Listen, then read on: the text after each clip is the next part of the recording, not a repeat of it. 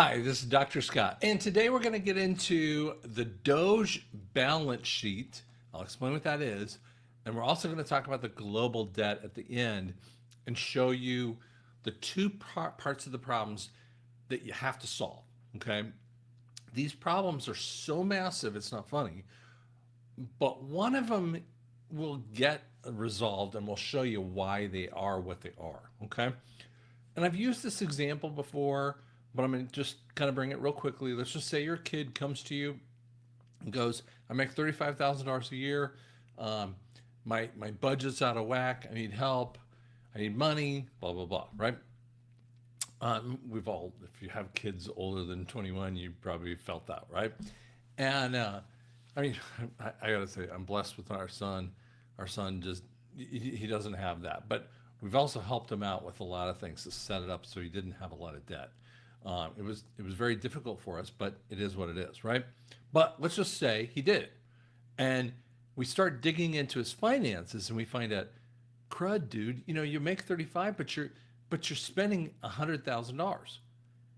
Now, if you notice that your son had been doing this for 6 months or a year, you might be able to like shove enough money, get the debts down to a manageable number, get him within line that what he pays is, I mean, the outlay is what the inlay is, or, and so you make it balanced. It's called a balance sheet, right? It's how you actually do that. Live within a budget means you're a balance sheet, right?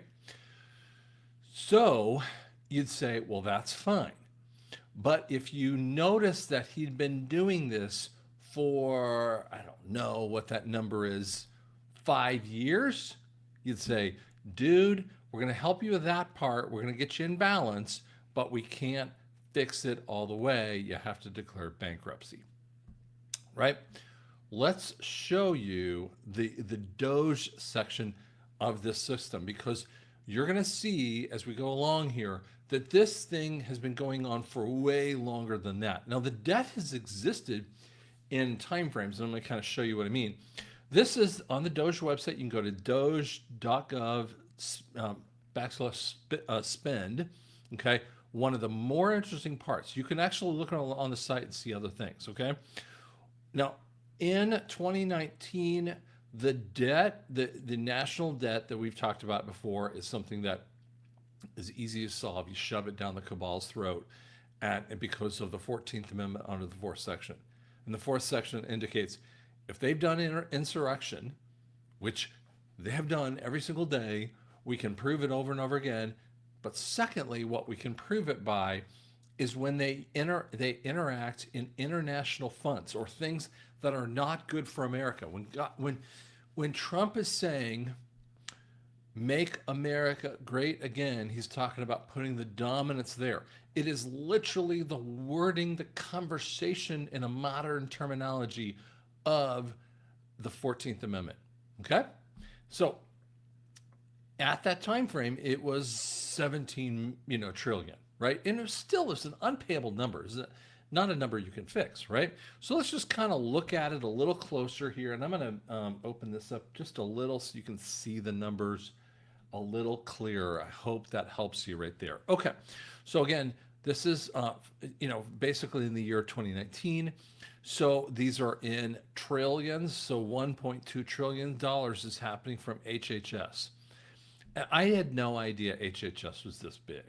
I barely understood what that is. And this is really some of the influx of illegals and what we have to spend upon them. It's a crazy number. This should be a minimal number, period. Okay, but look at the difference. It's $5 trillion more, or $500 billion more. Sorry, $500 billion more in about a 5-year period of time.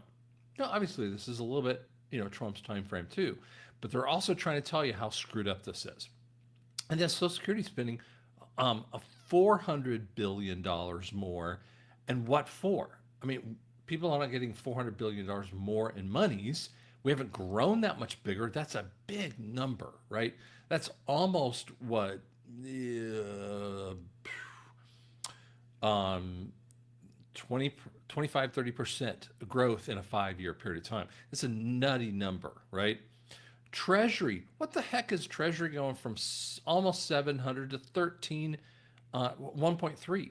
I mean, that's a doubling effect almost in essence of nature. I mean, that's got to be what, I mean, like 80, 90% growth. What are they doing? They're spending money out their butt, right? And yet defense is, it's 150, 170 billion up, not huge. Department of Affairs, some, yes, it's spending more, but is it really doing a lot? And then look at education, has way more than doubled at $160 billion more, massive doubling, almost a tripling in that realm. And then the other ones are not huge increases, right? I mean, you got some here with DHS, you've got independent agencies. Now, there's a massive change. Someone's taken a lot of money out, right? Labor, housing, energy. This is just what they do, right? So when you kind of come down to the bottom numbers, EPA, and by the way, there was a ton of EPA stuff that they found, but it's not as big as you might think. So NASA has not seen a big jump in that. That's not a huge jump overall. Okay, so there's this weird undistributed offset receipts, and I don't want to really get into that, but basically what happens is spending at the time was 4.4 trillion versus in last year 6.7, right? So that's 2.3 trillion dollars, or a 50% hike. Now, here's what the individual taxes, or IRS taxes. So you really got to take IRS taxation is this is IRS and this is corporate, or the capital gains stuff, right? And by the way, capital gains never have to be worried about, because most people find a way not to pay money if they're in those top levels. Do not believe any other kind of way. But they actually doubled in monies that were taken. And this is almost a 70% rise. And you'd think that would kind of help take care of it. Social Security has gone up dramatically, so they're taking more out of Social Security, and they're spending a little bit more in excise, a little bit more in gift taxes, or doubling it on that one. And an overall basis, you're talking about 3.4 versus 4.9. So what happens? The federal deficit goes from almost a trillion in a year to 1.8 trillion, and probably it's higher than that. I mean, I would say it's probably a massive change with that too. So an 85% overall change in deficit. Okay, so back to our kid. Let's just pull this off the screen. Back to the kid who's overspending. He's been overspending for a very long time frame, right? This needs a paddling that you can't possibly answer here, because there's no way to fix this kind of person. When you see this kind of stuff, you've just got to paddle them so dramatically in ways that you can't fix, right? Okay, so let me bring up here another little piece I want to show you. So it takes me a second to bring it up here. Sorry, it's not simple and easy like you'd like it to be. Yeah. Okay. So here's this one. This is called the global debt. Okay. So again, we have in 2016, when Trump first came in, they were at $220 trillion of global debt. That means everyone, all the debts, that's not just governments, that's all the way down to personal, business to business, blah, blah, blah, right? All this other stuff. So there's a massive increase in debt, globally here, but the percentage wasn't necessarily heavily going up, but because there was more economic growth here, but the debts were going up, right? And still a kind of a challenging thing. Hey, listen, if your economy is growing, you should reduce your debts. And yet we haven't, as a world, done this, okay? And then obviously 2020 starts seeing this massive spike in debt.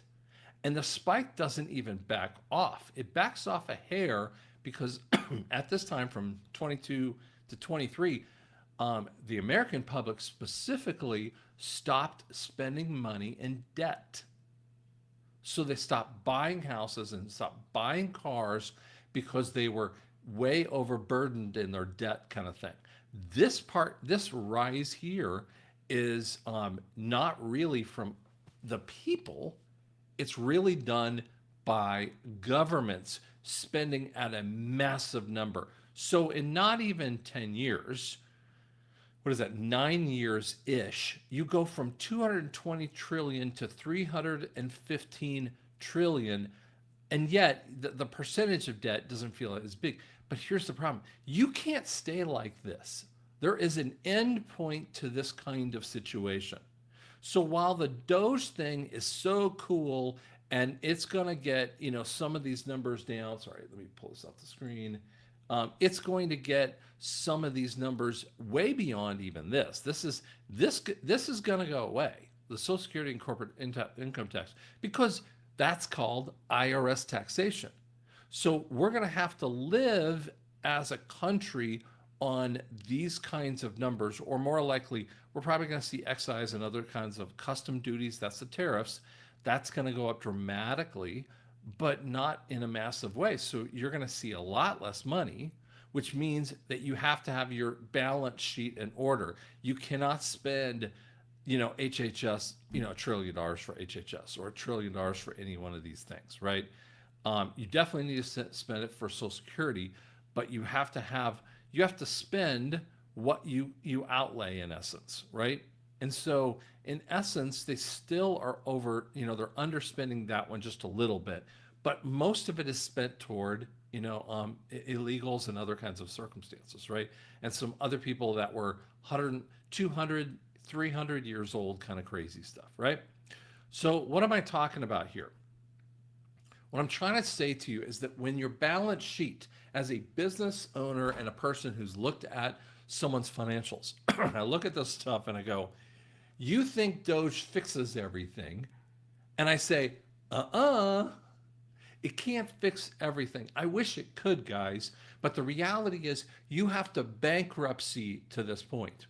Now, some people get freaked out. They think of bankruptcy. Oh my gosh, we're going to bankruptcy our economy. If that happens, we're done. And I'm not just talking about like we're done as a nation. We're done as a world. We drive so much of the world, it's not even funny. So the reality is this has to occur, and we have to see this situation. So we're going to flip from a US dollar fiat into a gold-backed currency, and guess what happens? The debts get wiped off, because what you do is you make the cabal swallow the debts. How do we do that? That's called Executive Order 13818.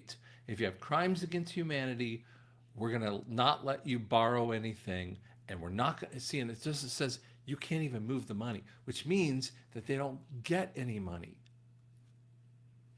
So those debts that you have, you're not paying them back because they're done in so many fraudulent ways. And I've talked about this many times. The fraudulent nature of debts, especially secured loans, has to be between two parties. And if two parties aren't signing the document, they haven't put, pen to paper, skin in the game kind of thing.